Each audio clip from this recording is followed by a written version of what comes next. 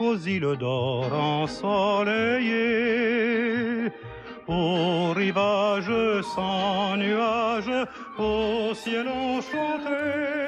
Un petit Tino Rossi à 7h10, c'est parfait. Pour se réveiller tranquillement. Bonjour Marido. Bonjour. Méditerranée, chante Tino Rossi, donc on va partir dans le sud. Mais alors, la spécificité des trois adresses que vous nous présentez ce matin, c'est qu'on pourra rester à l'intérieur. On pourra profiter de l'endroit au cas où il y aura un petit souci de météo. Voilà, c'est ça. À l'abri des remparts.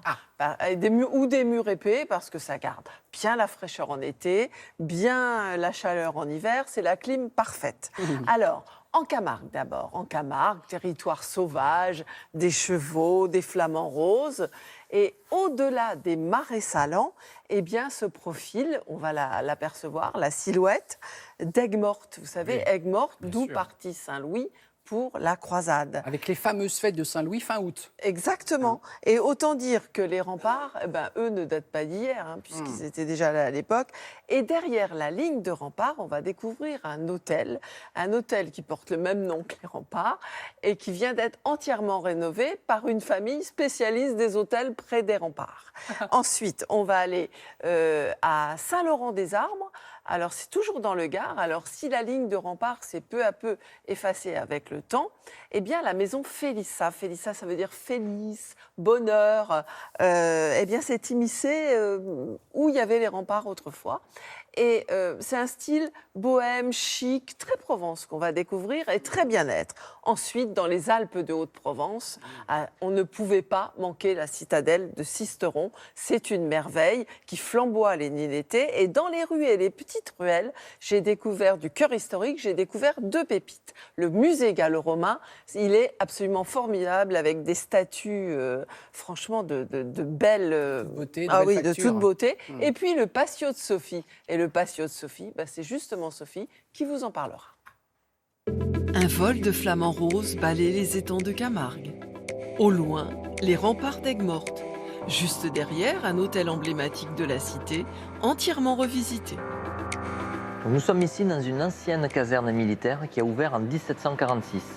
Ensuite, se sont succédées diverses administrations pour finir en gendarmerie et ensuite en hôtel-restaurant. Quand nous avons découvert le lieu, tous les murs étaient plâtrés, il n'y avait quasiment plus de pierre. Donc notre travail était de remettre la pierre partout et d'exagérer la pierre, d'en avoir vraiment à tous les niveaux. Pourquoi des photos de famille ? C'était pas une histoire de famille à proprement parler, mais ça devient une histoire de famille, car nous avons commencé avec mon mari en 2000, nous n'avions pas encore d'enfants, et puis au fur et à mesure, les enfants sont arrivés avec notre passion, et ils vivent avec nous au milieu de l'hôtel. Nous espérons que les enfants vont prendre éventuellement la suite, donc ça devient réellement une histoire de famille. Alors c'est très curieux parce que nous avons également un établissement qui se trouve juste en face des remparts de la cité de Carcassonne. Et curieusement, nous avons atterri à Aigues-Mortes dans la même situation, face de nouveau à la muraille. Nous avons l'impression que nous sommes des spécialistes du rempart. Sur la ceinture de rempart du village médiéval de Saint-Laurent-des-Arbres, la maison Félissa est typiquement une maison de Provence. C'était une maison de vigneron. Nous avons eu un coup de cœur avec mon compagnon. De l'ancien cuvier, on en a fait notre pièce principale avec cuisine, salle à manger, salon et salle à manger surtout pour les tables d'hôtes. Il y a la poulie qui déplaçait les cuves, les poutres. On a fait un style un peu bohème, chine et un petit esprit industriel.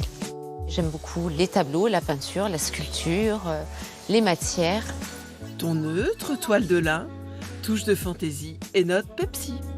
On y vit entre ombre et lumière. La maison a de bonnes ondes.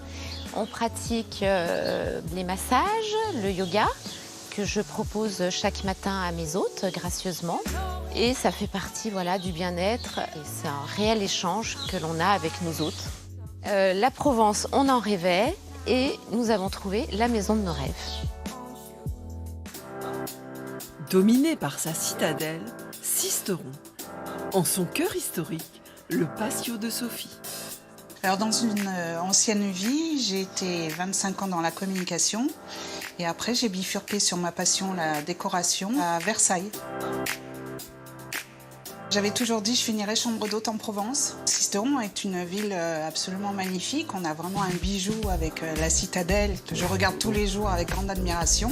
C'est une maison qui a beaucoup de charme parce que beaucoup de matériaux anciens comme les tomates, les poutres, les escaliers. Alors il y en a des plus grands, des plus étroits et tout ça. Ça fait le charme du lieu. Chaque chambre est différente. De plus en plus, effectivement, j'aime le bronze, le vert, le doré, qui est très tendance. Pour moi, la décoration, c'est le bois pour le côté chaleureux, le noir pour le côté chic, les lustres pour le côté un peu clinquant. Alors j'avais envie d'ouvrir un petit salon de thé en bas de l'hôtel, parce que j'avais un petit challenge déco aussi qui m'intéressait. Et puis parce que j'avais envie de créer aussi un lieu convivial, tant pour mes hôtes que pour les personnes qui passent dans le Sisteron. 3 très belles adresses, donc 2 dans le Gard et une, on l'a vu, dans les Alpes de Haute-Provence. Sisteron, c'est divin, Sisteron. Ah, C'est ça, la magnifique. citadelle, elle est incroyable. Hein. Vraiment, allez-y, c'est loin, loin en Provence, mais quand même, ça vaut Bah, le ça coup. dépend où on habite, hein, Oui, loin, oui. loin.